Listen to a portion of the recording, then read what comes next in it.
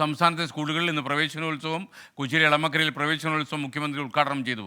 തിരുവനന്തപുരത്തേക്ക് നമ്മളൊന്ന് പോയാൽ അവിടെയുണ്ട് ആഘോഷങ്ങൾ കൊട്ടിക്കയറുമ്പോഴും തലസ്ഥാനത്തെ കുട്ടികളെ രക്ഷിതാക്കൾ നല്ല ആശങ്കയിലാണ്. തലസ്ഥാന നഗരിയിലെ പ്രധാന റോഡുകളുടെ ശോചനീയ അവസ്ഥയാണ് ഈ പിതാക്കളുടെയും മാതാക്കളുടെയും ഒക്കെ ആശങ്കയ്ക്ക് കാരണമെന്ന് അറിയുന്നു.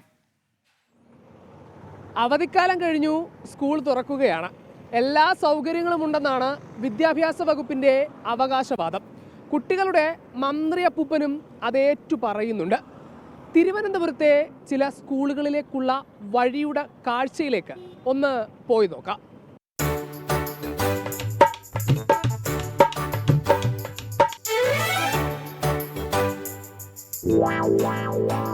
ഇത് വഞ്ചിയൂരിൽ നിന്ന് ഹോളി ഏഞ്ചൽ സ്കൂളിലേക്ക് പോകുന്ന വഴി.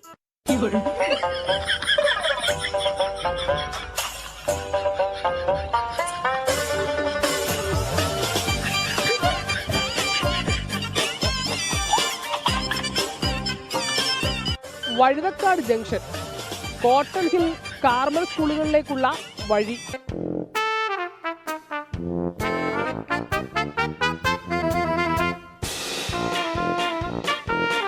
വഴുതക്കാട് നിന്ന് മോഡൽ സ്കൂളിലേക്കുള്ള വഴി.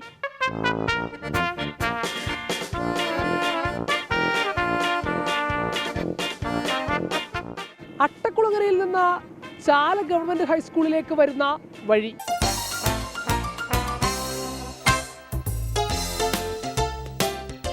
സ്കൂളിലേക്ക് പോകുന്ന കുട്ടികൾക്ക് ഒരിക്കലും തീരാത്ത ഈ റോഡ് പണി ഇനി തലവേദനയാണ്.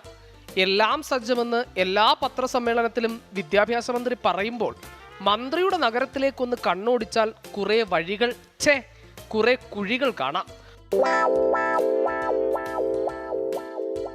ആ കുഴികൾ വിദ്യാലയങ്ങളിലേക്കുള്ള രാജപാതയുടെ ഒത്ത നടുക്കാണ്.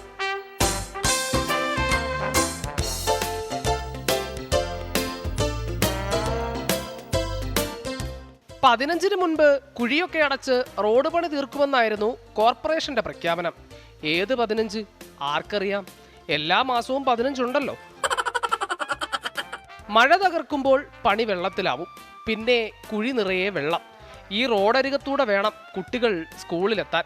വാഹനങ്ങളിൽ പോയാലും അപകടം പതിയിരിപ്പുണ്ട്. മഴ തെക്കൻ കേരളത്തിലും പ്രത്യേകിച്ച് തിരുവനന്തപുരത്തും കനക്കുമെന്നാണ് കാലാവസ്ഥാ വകുപ്പിന്റെ പ്രവചനം. അപകടങ്ങൾ ഉണ്ടാകാതിരിക്കാൻ ജാഗ്രതാ നിർദ്ദേശവുമുണ്ട്. സ്കൂൾ തുറക്കുമ്പോൾ കുട്ടികളുടെ കാര്യത്തിൽ ഉണ്ടാകണം ഇരട്ടി ജാഗ്രത. പുത്തനുടുപ്പും ബാഗും കുടയും ഒക്കെയായി സ്കൂളിലേക്ക് പോകുന്ന കൂട്ടുകാരോടാണ്, സൂക്ഷിച്ചു പോകണേ, വഴിയിലെല്ലാം കുഴിയാണ്, സൂക്ഷിച്ചാൽ ദുഃഖിക്കണമെന്നാണല്ലോ. രഞ്ജിത്ത് ഫ്രാൻസിസിനും ജിതിനുമൊപ്പം ഹരികൃഷ്ണൻ, 24, തിരുവനന്തപുരം. വല്ലാത്ത അവസ്ഥയാണ് തലസ്ഥാന നഗരിയിൽ. വിധി ദിനത്തിൽ 24 മാജിക് ജൂൺ 4 ചൊവ്വാഴ്ച രാവിലെ 5 മണി മുതൽ 24-ൽ.